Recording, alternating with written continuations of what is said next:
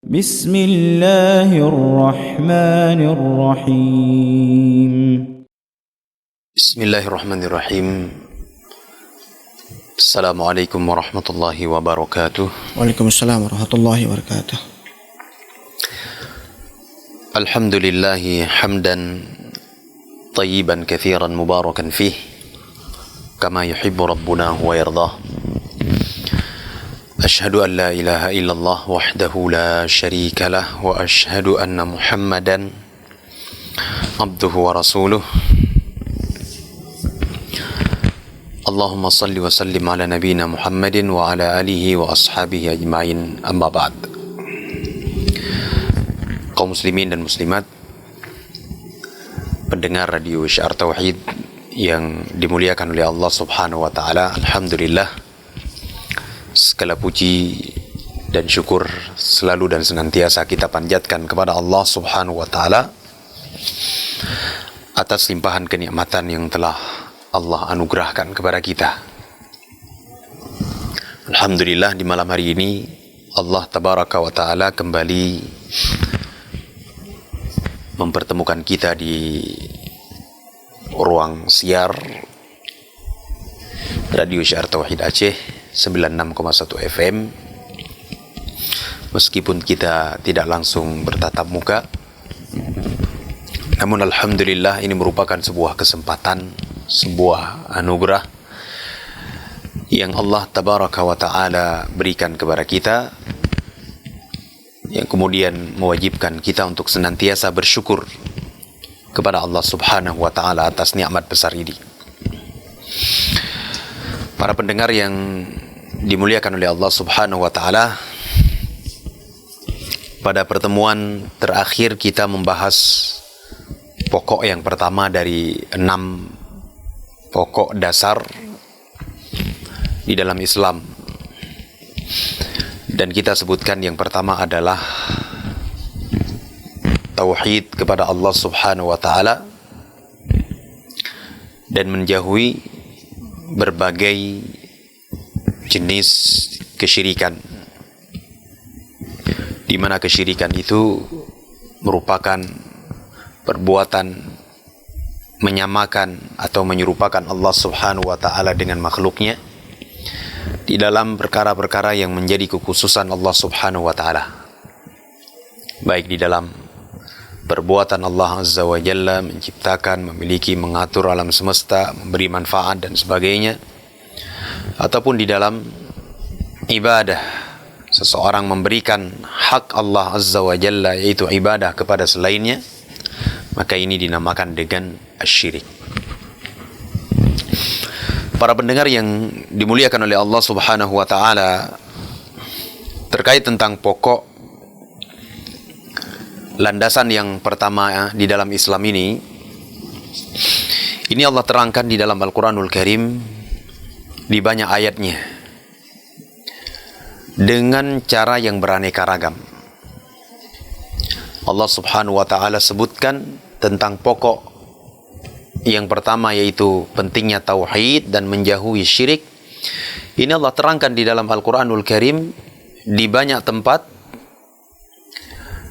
dan juga dengan cara yang beraneka ragam. Allah sebutkan, terkadang Allah Azza wa Jalla menyebutkan pokok yang pertama ini dengan cara menjelaskan bahwa pokok yang pertama ini merupakan tujuan Allah Azza wa Jalla ciptakan jin dan manusia di muka bumi ini. Allah Tabaraka wa Ta'ala berfirman, "Wa ma khalaqtul jinna wal insa illa liya'budun." Tidaklah aku ciptakan jin dan manusia melainkan supaya mereka beribadah kepadaku. Tujuan Allah Azza wa Jalla menurunkan ayat ini adalah Allah ingin terangkan kepada kita bahwa muslimin itu memiliki landasan. Landasan yang paling pertama adalah mentauhidkan Allah Subhanahu wa Ta'ala atau memurnikan ibadah hanya kepada Allah. Di dalam ayat yang lain Allah Tabaraka wa Ta'ala menjelaskan, Allah terangkan tentang pokok yang pertama ini, yaitu pentingnya ikhlas, pentingnya tauhid dan menjauhi syirik, dengan cara Allah Tabaraka wa Ta'ala menerangkan bahwa tauhid itu merupakan misi dakwah para nabi dan para rasul secara keseluruhan. mulai Rasul yang pertama diutus oleh Allah Azza wa Jalla sampai Rasul yang terakhir, Nabi kita Muhammad sallallahu alaihi wasallam, semuanya diutus oleh Allah Subhanahu wa taala untuk menerangkan pokok landasan yang pertama ini. Allah berfirman, "Wa laqad ba'atsna fi kulli ummatin rasula an i'budullaha wajtanibut taghut." Allah mengatakan, sungguh kami telah mengutus pada setiap umat seorang rasul. Kami telah mengutus pada setiap umat seorang rasul. Tujuannya apa? An i'budullaha wajtanibut taghut. Agar mereka beribadah kepada Allah Subhanahu wa taala dan menjauhi peribadatan kepada taghut atau kepada selain Allah Azza wa Jalla. Ya. Terkadang juga Allah Subhanahu wa taala menjelaskan tentang pokok yang pertama ini dengan cara menjelaskan tentang kebalikannya. Kebalikan dari tauhid, yaitu syirik. Dengan ancaman-ancaman, dengan teguran-teguran yang keras. Allah berfirman, "Innallaha la yaghfiru an yushraka bihi wa yaghfiru ma duna dzalika liman yasha." Sesungguhnya Allah tabaraka wa taala tidak akan mengampuni dosa kesyirikan. Kapan itu? Ketika pelaku kesyirikan tersebut mati dalam keadaan tidak sempat bertaubat. Namun kalau dia sempat bertaubat kepada Allah Azza wa Jalla dengan taubatan nasuha, Allah akan terima taubatnya. Wa yaghfiru ma duna dzalika liman yasha, dan Allah akan mengampuni dosa selain dari kesyirikan. Kalau seseorang mati di atas dosa besar, tidak sempat bertaubat kepada Allah, masih ada kemungkinan Allah ampuni. Iya. Nah, ayat yang kita baca ini juga Allah turunkan, tujuannya adalah Allah ingin menerangkan kepada kita tentang pentingnya tauhid dan bahaya kesyirikan. Itu tentang landasan yang pertama yang ada di dalam agama Islam. Baik, insyaallah malam hari ini kita akan lanjutkan membaca matan dari kitab Ushulus Sittah. Kita akan lanjutkan. Qala rahimahullahu ta'ala, "Thumma lamma sara ala aktsaril ummati ma sara." Kemudian terjadilah pada umat ini apa yang terjadi. Kebanyakan umat berada di atas hal yang telah terjadi. Maksudnya apa? Maksud di sini adalah terputusnya umat dari ilmu yang benar. Luputnya umat dari pengetahuan tauhid yang benar. Luputnya umat dari ilmu tentang syirik beserta bahaya kesyirikan. Ketika terjadi hal yang seperti ini di tengah umat, ya,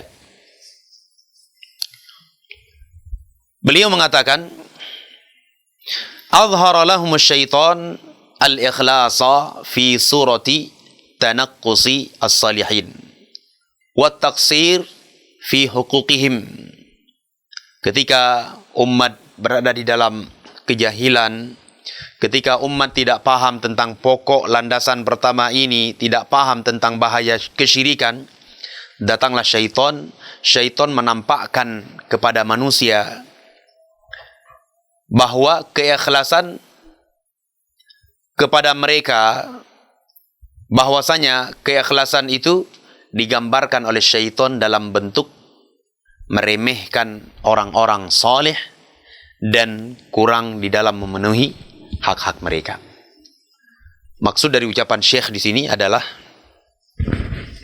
ketika umat ini jauh dari pemahaman yang benar tentang tauhid dan syirik, syaitan menggambarkan kepada mereka ketika seseorang ikhlas kepada Allah Subhanahu wa taala, ini merupakan salah satu bentuk penghinaan ataupun mengurangi hak-hak para nabi dan orang saleh. Saya kasih contoh, misalnya ketika seseorang dilarang untuk mendatangi kuburan orang saleh yang tujuannya adalah untuk meminta-minta kepadanya. Dilarang datang ke kubur orang saleh dengan tujuan untuk berdoa kepada Allah melalui perantaranya, minta syafaat kepadanya.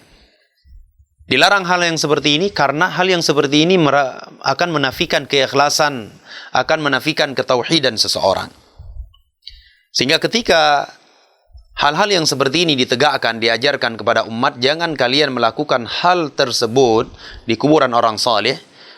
Syaitan mengatakan, ya, kalian telah merendahkan hak orang saleh. Bukankah orang soleh itu punya kedudukan di sisi Allah Azza wa Jalla? Bukankah orang soleh itu mereka adalah orang-orang yang dipilih oleh Allah Azza wa Jalla? Demikian. Dan sebaliknya, ya, sebaliknya, wa adhara lahum syirka billah, dan syaitan akan menampakkan kesyirikan kepada Allah Subhanahu wa taala itu dalam bentuk apa? Fi surati mahabbatis salihin wa atba'ihim, dalam bentuk mencintai orang saleh dan para pengikutnya. Jadi orang yang datang ke kuburan orang saleh, meminta kepadanya, bertawassul kepadanya, minta syafaat kepadanya, justru, ya, kata syaitan menggambarkan kepada mereka, inilah bentuk kecintaan terhadap orang saleh. Padahal itu adalah kesyirikan. Ya. Maka dari itu, hal-hal yang seperti ini menjadi perkara yang penting bagi kita untuk memahami at-tauhid. Baik, di dalam bab pertama ini, di dalam pokok landasan yang pertama ini ada beberapa faidah ataupun masail yang bisa kita ambil dan kita petik pelajarannya. Yang pertama adalah wuduhu ma'na al-ikhlas wa syirik fil Quran. Jelas dan terangnya makna keikhlasan dan makna kesyirikan di dalam Al-Quranul Karim. Di dalam Al-Quranul Karim telah Allah terangkan sejelas-jelasnya. Sudah Allah sebutkan dengan keterangan yang sangat gamblang tentang apa itu keikhlasan, apa itu tauhid, dan apa itu syirik. Sudah jelas di dalam Al-Quranul Karim dengan penjelasan para ulama al-mufassirin. Ats-tsani, yang kedua, di antara faidah yang bisa kita ambil di sini juga adalah hudutsus syirik fil ummah. Terjadinya kesyirikan di tengah umat Muhammad sallallahu alaihi wa ala alihi wa sahbihi wasallam. Ya. Datang hadis dari Nabi sallallahu alaihi wasallam di dalam hadis yang panjang. Beliau sallallahu alaihi wa ala alihi wa sahbihi wasallam bersabda, la taqumus sa'ah, tidak akan terjadi hari kiamat, ya, hatta ta'buda fi'amun min ummati al-asnam, sampai ada sekelompok dari umatku yang menyembah berhala. Ada sekelompok dari umatku menyembah berhala. Ini menunjukkan bahwa kesyirikan itu akan muncul.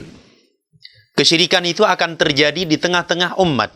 Maka dari itu, saudara-saudariku yang dimuliakan oleh Allah Azza wa Jalla, penting dari kita untuk kita paham tentang pokok landasan yang pertama ini, tentang apa itu ikhlas, apa itu tauhid, dan apa kesyirikan, dan apa saja bahaya-bahayanya. Ya. Dan kesyirikan itu akan terjadi di tengah-tengah umat ini. Na'udzubillah. Semoga Allah Subhanahu wa taala menyelamatkan kita. Ketiga, faedah yang ketiga adalah tahrifu atau ta'riful ikhlas fi surati tanaqqusis salihin wa taqsir fi huquqihim. Yang ketiga adalah tahrif al-ikhlas. Tahriful ikhlas, penyelewengan makna ikhlas. Penyelewengan makna ikhlas fi surati tanaqqusis salihin. Ya, kepada bentuk merasa meremehkan orang-orang saleh, wa taqsir fi huquqihim, dan kurang memenuhi hak-hak mereka. Jadi syaitan ketika umat ini jahil tentang ikhlas yang sesungguhnya, jahil tentang tauhid, jahil apa yang dimaksud dengan kesyirikan, syaitan menggambarkan kepada mereka bahwa ketika seseorang melakukan keikhlasan kepada Allah Azza wa Jalla, itu adalah bentuk peremehan terhadap orang soleh dan kurang memenuhi hak-hak mereka. Seseorang dilarang untuk datang ke kuburan, jangan kamu ke tempat tersebut. bermunajat kepada tempat itu, berdoa kepada Allah melalui perantaranya. Kalau kamu mau berdoa, berdoa langsung kepada Allah Azza wa Jalla. Ya, kalau engkau ingin meminta, minta langsung kepada Allah Subhanahu wa taala. Ya, jangan engkau minta kepada Allah melalui perantara orang saleh. Karena itu bagian dari kesyirikan yang dahulu terjadi di zaman al-jahiliyah. Ketika kita terangkan, karena ini adalah keikhlasan kepada Allah, karena ini adalah tauhid, syaitan mengatakan bahwa engkau telah meremehkan orang soleh tersebut. A'udzubillah. Ini faedah yang ketiga. Yang keempat adalah izharu asyirki wa suratu muhabbatis salihin wa atba'ihim. Atau fi surati izharu syirik fi surati muhabbatis salihin wa atba'ihim. Penampakan kesyirikan dalam bentuk mencintai orang soleh dan para pengikutnya. Ya. Syaitan menggambarkan kepada umat ketika umat jahil tentang keikhlasan, jahil tentang kesyirikan, ya, ditampakkan oleh syaitan bahwa kesyirikan itu merupakan bentuk kecintaan terhadap orang-orang saleh. Orang datang ke kuburan orang saleh, meminta kepadanya, bertawassul kepadanya, minta syafaat kepadanya. Yang jelas-jelas itu merupakan perkara kesyirikan kepada Allah Azza wa Jalla. Digambarkan oleh syaitan, engkau telah memuliakan orang saleh dan telah mencintai mereka. Maka dari itu, para pendengar Radio Syiar Tauhid dimanapun berada, hendaknya kita memperhatikan, hendaknya kita belajar tentang pokok landasan yang pertama ini. Dan di pertemuan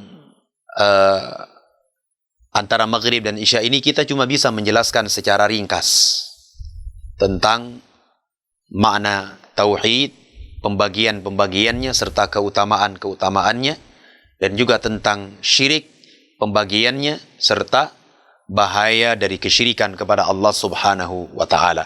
Kita tidak bisa menjelaskan panjang lebar tentang masalah ini, dan tentunya dengan kita memperdalam di tempat-tempat yang lainnya, di masjid dari masajidullah Azza wa Jalla, tentunya ini dihasung kepada kita untuk mempelajarinya supaya kita kokoh dan selamat dari kesyirikan kepada Allah Subhanahu wa taala. Kokoh di atas tauhid serta diberikan keselamatan di atas dari perbuatan kesyirikan kepada Allah Subhanahu wa taala. Karena hari ini syaitan berupaya untuk mengelabui umat. Syaitan berusaha untuk menipu manusia, ya, yang syirik itu seakan-akan bentuk ibadah dan kecintaan terhadap orang-orang saleh dan para nabi, ya, sedangkan tauhid mereka menggambarkannya sebagai bentuk sebuah penghinaan dan mengurangi hak-hak orang soleh serta hak orang para nabi dan rasul. Wallahu a'lam bishawab. Kita masuk ke landasan yang kedua. Qala rahimahullahu taala al-aslu tsani, pokok landasan yang kedua. Qala amara Allahu bil ijtima'i fid din wa naha 'anit tafarruqi fih. Pokok landasan yang kedua yang wajib kita kenal adalah Allah Subhanahu wa ta'ala memerintahkan untuk bersatu padu di dalam agama. Wa naha 'anit tafarruqi fihi, dan melarang terhadap perpecahan di dalamnya. Ini pokok landasan di dalam Islam. Ya. Maka kalau ada orang yang menyeru kepada kekacauan, menyeru kepada perpecahan di kalangan umat, menyeru terhadap perpecahan antara umat dengan penguasa muslimin, maka ini merupakan sebuah sumber kerusakan di muka bumi. Umat dihasung, umat diajak untuk memusuhi kaum muslimin yang lainnya. Umat diajak untuk memusuhi pemerintah muslimin. Yang kita lihat alhamdulillah hari ini adalah pemerintah kita, ya, presiden kita seorang muslim yang baik. Baik. Fabayyana Allahu hadza bayanan syafiya tafhamuhul awam. Dan Allah tabaraka wa taala menjelaskan tentang pokok landasan yang pertama ini dengan penjelasan yang sangat memuaskan. tafhamuhul awam, yang bisa difahami oleh orang awam sekalipun. Orang awam seperti kita. Ketika kita baca ayat-ayat seperti itu secara ringkas, secara global kita paham kemana arah ayat tersebut. Meskipun kita juga harus baca bagaimana para ulama mentafsirkan ayat-ayat itu. Ya. Wa qala wa nahana an nakuna kalladzina tafarraqu wa ikhtalafu qablana fahalaku. Allah Subhanahu wa taala melarang kita menjadi seperti orang-orang terdahulu sebelum kita dari kalangan musyrikin yang mereka berpecah belah di dalam agama mereka. Fahalaku, sehingga mereka binasa. Sehingga mereka binasa. Allah sebutkan di dalam banyak ayatnya. Kata Allah Subhanahu wa taala, "Wala takunu minal musyrikin." Janganlah kalian itu seperti kaum musyrikin. Jangan kalian itu menjadi bagian dari kaum musyrikin, alladzina farraqu dinahum wa kanu syi'a, yang mereka bercerai-berai, berpecah belah di dalam agama mereka, wa kanu syi'a, dan mereka itu berkelompok-kelompok. Mereka bersekte-sekte. Dilarang oleh Allah Subhanahu wa taala. Di sini kita bisa pahami bahwa ketika umat ini berpecah belah, maka Allah Tabaraka wa taala akan timpakan kepada mereka kebinasaan. Salah satu kebinasaan yang Allah timpakan adalah Allah Subhanahu wa taala akan cabut kekuatan dari pihak kaum muslimin. Baik. Allah Azza wa Jalla juga berfirman di dalam Al-Quranul Karim, kata Allah Subhanahu wa ta'ala, wa'tasimu bihablillahi jami'an wa la tafarraqu. Berpegang teguhlah kalian dengan tali Allah Subhanahu wa ta'ala.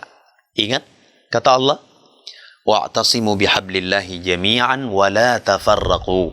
Berpegang teguhlah kalian dengan tali Allah Subhanahu wa ta'ala dan jangan kalian berpecah belah. Ya, jangan kalian berpecah belah. Nah, dari sini kita bisa mengambil sebuah faedah, kesimpulan bahwa yang namanya persatuan, kesatuan di atas agama yang mulia ini, ya, itu tidak mungkin bisa terwujud kecuali kita mendasari persatuan dan kesatuan kita tersebut di atas agama Allah Subhanahu wa taala, Al-Qur'an was sunnah, sesuai dengan apa yang telah dipahami oleh para sahabat ridwanullah alaihim.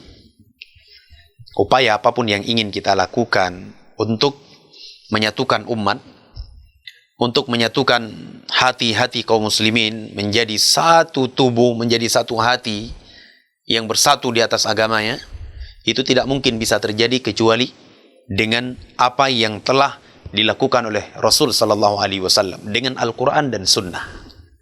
Ya. Allah berfirman di dalam lanjutan ayat tadi, "Wadhkuru ni'matallahi 'alaikum idz kuntum a'daan." Ingatlah oleh kalian nikmat Allah Subhanahu wa taala yang Allah anugerahkan kepada kalian tatkala dahulu kalian berselisih. Ketika dahulu kalian saling bermusuhan. Ya. Fa'allafallahu baina qulubikum. Kemudian Allah Subhanahu wa taala melembutkan, Allah menyatukan hati-hati kalian. Fasbahtum bi ni'matihi ikhwana. Dengan nikmat Allah Subhanahu wa taala kalian menjadi bersaudara. Apa nikmat Allah yang Allah berikan di sini? Al-Qur'an dan sunnah. Allah turunkan Al-Qur'an kepada Nabi sallallahu alaihi wasallam, dibawa oleh Rasul sallallahu alaihi wasallam, dibaca dan diterangkan kepada umat.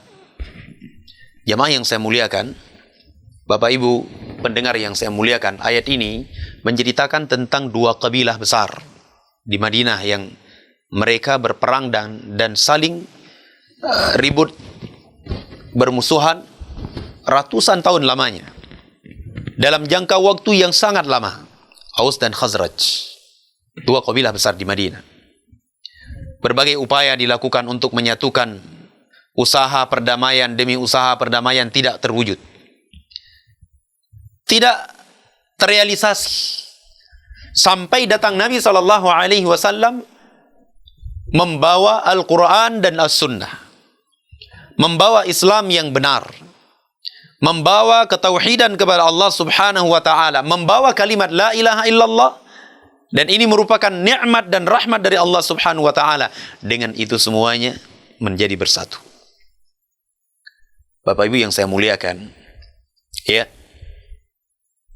sikap seseorang yang egois ataupun merasa bangga terhadap kelompoknya, itu bisa terpatahkan semuanya ketika ditundukkan dengan Al-Quran dan Sunnah Nabi Sallallahu Alaihi Wasallam.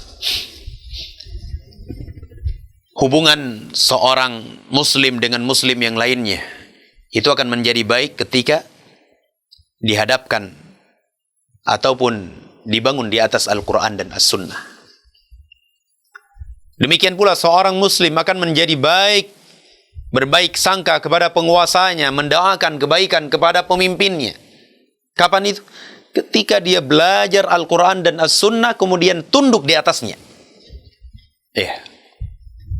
Maka dari itu, saudara-saudariku kaum muslimin yang dimuliakan oleh Allah subhanahu wa ta'ala, pegang kuat-kuat landasan yang pertama, yang kedua ini.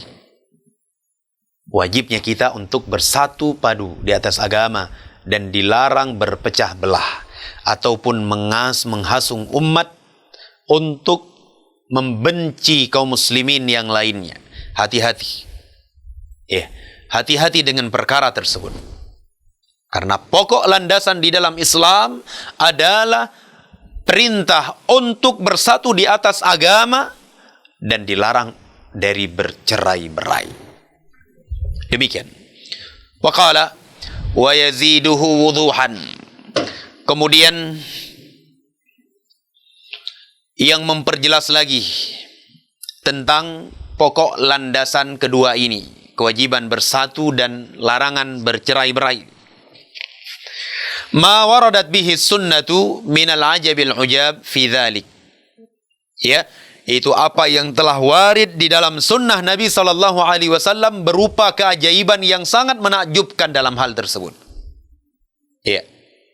Datang hadis dari Nabi sallallahu alaihi wasallam, beliau mengatakan innallaha yardha lakum thalathan. Nabi sallallahu alaihi wasallam mengatakan sesungguhnya Allah Subhanahu wa taala meridhai kepada kalian 3 hal. Sebutkan salah satunya, wa an ta'tasimu bihablillahi jami'an wa la tafarraqu. Ini pertama. Nabi mengatakan kalian berpegang teguh di atas agama Allah Subhanahu wa taala dan jangan kalian berselisih. Lagi-lagi di sini kita bisa ambil kesimpulan dan faedah bahwa persatuan dan kesatuan itu akan terrealisasi, akan terwujud ketika semua umat masing-masing dari mereka tidak mengambil pilihan selain pilihan Allah Subhanahu wa taala dan Rasulnya. Kembali kepada Al-Quran, kembali kepada sunnah Nabi sallallahu alaihi wasallam, menerimanya dengan sepenuh hati, menerima Al-Quran dan sunnah dengan penuh dengan ketundukan. Tidak ada hawa nafsu di dalamnya. Datang ayat Allah Subhanahu wa taala menjelaskan tentang sebuah hal, dia tunduk. Allah dan Rasulnya sudah mengatakan, ya sudah, saya tetap di atas ini. Meskipun datang di sana ribuan ajakan, syubhat dan hal-hal yang lainnya, dia tetap bersatu di atas Al-Quran dan Sunnah Nabi alaihi salatu wassalam. Baik. Thumma qala, thumma sara al-amru ila anna al-iftiraqa fi usulid din wa furu'ihi huwa al-ilmu wal fiqhu fid din. Kemudian perkara ini berubah. Pokok yang pertama ini hari ini berubah di kalangan umat. Apa yang berubah? Bahwasanya perpecahan di dalam pokok-pokok landasan agama maupun di dalam cabang-cabang agama ini dianggap sebagai ilmu dan fikih di dalam agama. Ini yang hari ini terjadi di kalangan umat. Perpecahan mereka anggap ini sebagai sebuah fikih di dalam agama. Perpecahan dinilai sebagai ilmu di dalam agama. Padahal itu adalah kekeliruan. Ada sebagian juga membawa dalil yang palsu, dalil yang lemah. Ya, tidak sahih dari Nabi SAW disebutkan, ya, iftiraqu ummati rahmah. Perpecahan umatku adalah rahmat. Dalil ini diterangkan oleh para ulama adalah dalil yang batil, dalil yang tidak sahih dengan dua alasan atau dengan beberapa alasan. Yang pertama, alasannya adalah hadis ini tidak sahih, ya, secara matan dan sanadnya kepada Nabi SAW. Ini pertama. Yang kedua, hadis ini menyelisihi Al-Quran dan hadis-hadis Nabi SAW yang lainnya. Dan sebagaimana kita tahu bahwa Al-Quran, satu ayat Al-Quran dengan ayat yang lainnya itu tidak akan ada sisi pertentangan, nggak ada kontradiksi padanya. Al-Quran tidak mungkin bertentangan dengan hadis yang sahih. Jadi kalau ada hadis yang bertentangan dengan Al-Quran, maka hadis tersebut yang perlu dipertanyakan tentang keabsahan sanad dan matannya. Maka hari ini keadaannya berbalik di kalangan umat. Perpecahan di kalangan umat, perselisihan di antara umat, yang satu mengatakan tentang akidah demikian dan demikian, yang lainnya mengatakan begini dan begini. Semuanya itu sesuai dengan selera mereka masing-masing. Ya, mereka anggap ini sebuah rahmat. Mereka menganggap ini merupakan bagian dari agama. Padahal agama kita sedikit pun tidak mengajarkan hal yang seperti itu. Tidak. Sedikit pun agama kita tidak mengajarkan hal yang seperti itu. Ya. Wa qala wa sara al-amru bil ijtima' fi ad-din la yaquluhu illa zindiqun aw majnun. Ini lebih parah lagi. Ya, keadaannya berbalik.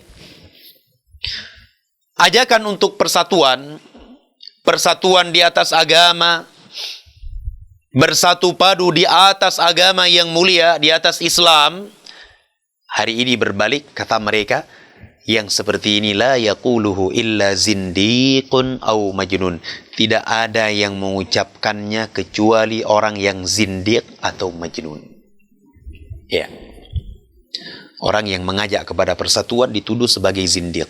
Orang yang keluar dari ketaatan dicaci maki, dicemooh, ya, dicela dan sebagainya. Padahal orang ini mengajak kepada persatuan dan kesatuan. Mengajak kepada persatuan antara muslim dengan muslim yang lainnya. Mengajak kepada persatuan antara seorang muslim dengan penguasanya yang muslimin. Dengan penguasa. Luar biasa. Orang seperti ini dituduh sebagai zindiq hari ini. Dituduh sebagai majnun, orang yang gila. Kan aneh. Aneh sekali keadaan hari ini, Bapak Ibu yang saya muliakan. Ya. Kapan ini terjadi? Ketika umat tidak mau melihat pokok landasan yang kedua ini. Ya. Di dalam pokok landasan yang kedua ini ada 3 faidah yang bisa kita ambil. Pertama, al-amru bil ijtima'i wan nahyu anit tafarruqi wa wudhuhu dzalika fil kitab was sunnah. Pertama adalah perintah untuk bersatu padu di atas agama, dan larangan dari berpecah belah, serta jelasnya keterangan hal tersebut di dalam Al-Quran dan As-Sunnah. Jelas sekali di dalam Al-Quran, di dalam Sunnah Nabi, jelas sekali tentang pokok landasan yang kedua ini. Ya.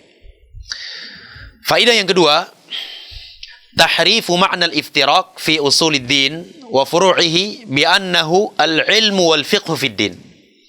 Adanya penyelewengan makna perpecahan dalam pokok-pokok ataupun di dalam cabang-cabang agama, bahwa itu adalah ilmu dan fikih dalam agama. Muncul di kalangan umat bahwa ketika terjadi perselisihan di kalangan umat, mereka menafsirkan perselisihan tersebut merupakan bagian dari fikih, bagian dari ilmu di dalam agama Islam. Padahal tidak. Islam tidak mengajarkan itu. Islam mengajarkan persatuan. Ya. Kemudian yang ketiga, saral amru bil ijtima' la yaqulu illa zindiqun aw majnun, bahwa perintah untuk bersatu padu di atas agama dianggap tidak ada yang mengucapkannya kecuali orang-orang yang dipandang sebagai orang zindiq ataupun dipandang sebagai orang yang gila. Ini sebuah keanehan yang terjadi di kalangan umat. Wallahu ta'ala a'lam bissawab. Ini secara ringkas tentang pokok landasan yang kedua ini, dan insyaallah kita akan lanjutkan pada pertemuan yang akan datang biidnillahi ta'ala. Semoga bermanfaat apa yang kita sampaikan tadi. Mohon maaf atas segala kekurangan dan kesalahan. Aqulu qawli hadza subhanakallahumma wa bihamdika asyhadu an la ilaha illa ant astaghfiruka wa atubu ilaik. Assalamualaikum warahmatullahi wabarakatuh.